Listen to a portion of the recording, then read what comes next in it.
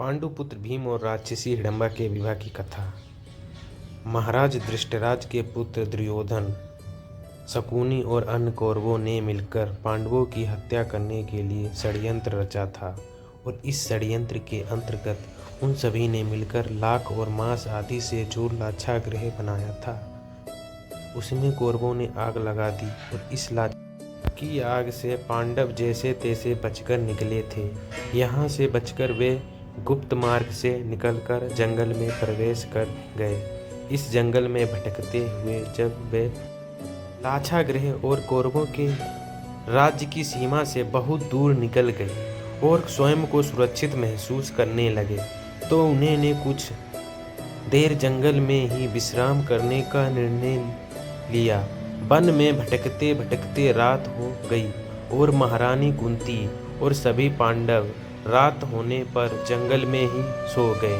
परंतु सभी की सुरक्षा को ध्यान में रखते हुए पांडुपुत्र भीम जाकर पहरा देने लगा। जिस जंगल में महारानी कुंती और सभी पांडव प्रवेश कर गए थे वह एक मायावी वन मैजिकल फॉरेस्ट था। इस वन में राक्षसों का राज था और राक्षसों के राजा हिडिंब ने इस पूरे वन में अपनी माया का जाल बिछा रखा था। ये सभी राक्षस नर भक्षी थे, अर्थात वे भोजन के रूप में मनुष्यों को खाते थे। राक्षसों के राजा हिडिंब ने मनुष्य की गंध महसूस कर ली थी और अब वे सभी पांडवों को अपना और अपनी राक्षस प्रजाति का भोजन बनाना चाहता था। इसके लिए राक्षसों के राजा हिडिंब ने अपनी बहन राक्षसी हिडिंबा को बुलाया और उसे सभी मनुष्यों को अपने निवास स्थान तक लाने का काम सौंपा। अपने भाई राक्षस राज हिडिंब का आदेश पाकर राक्षसी हिडिंबा इस कार्य को पूर्ण करने के लिए सभी पांडवों को ढूंढकर लाने के लिए निकल पड़ी। जब राक्षसी हिडिंबा ने पांडवों के निकट पहुंची तो उसने देखा कि अन्य पांडव विश्राम कर रहे थे, परंतु उनमें से एक जाकर पहरा दे रहा था। वे पांडुपुत्र भीम थे। राक्षसी हिडिंबा भीम को देखते ही उन पर मोहित हो गई और उनसे प्रेम करने लगी। जैसे ही राक्षसी हिडिंबा ने भीम को देखा तो वह उनसे प्रेम करने लगी और सुंदर सा रूप धारण कर उनके समीप जाकर उनसे विवाह करने की बात रखी और इसी के साथ वे अपने असली रूप में आ गए।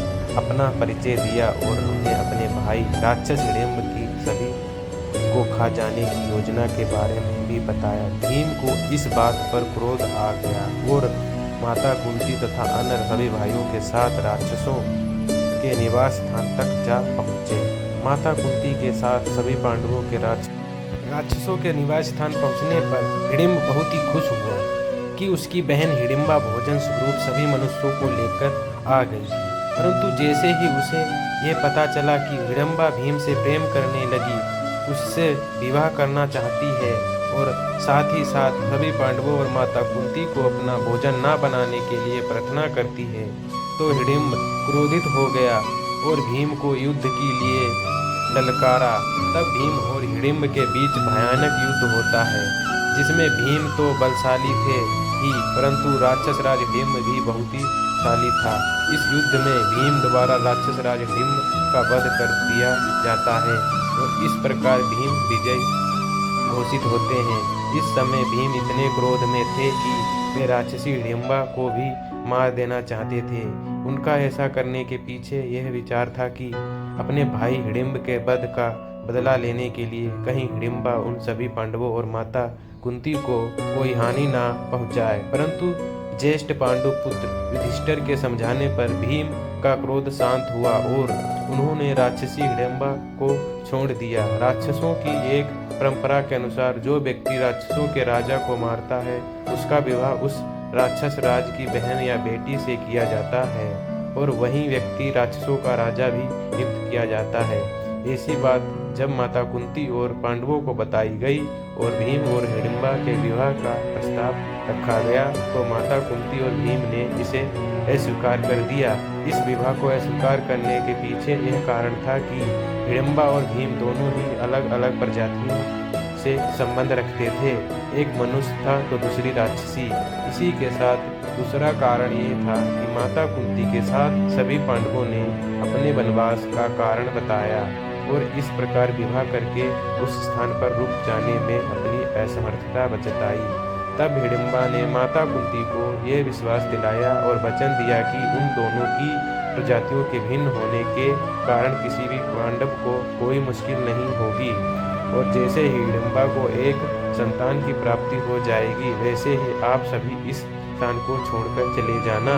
हिडिंबा के इस वचन को सुनकर और उसके सच्चे प्रेम को देखकर माता कुंती ने भीम और हिडिंबा के विवाह के प्रस्ताव को मान लिया, और इस प्रकार उन दोनों का विवाह राक्षसी नीति रिवाजों के साथ संपन्न कराया गया। हिडिंबा और भीम के विवाह के साथ भीम को राक्षसों का नया राजा भी घोषित किया गया।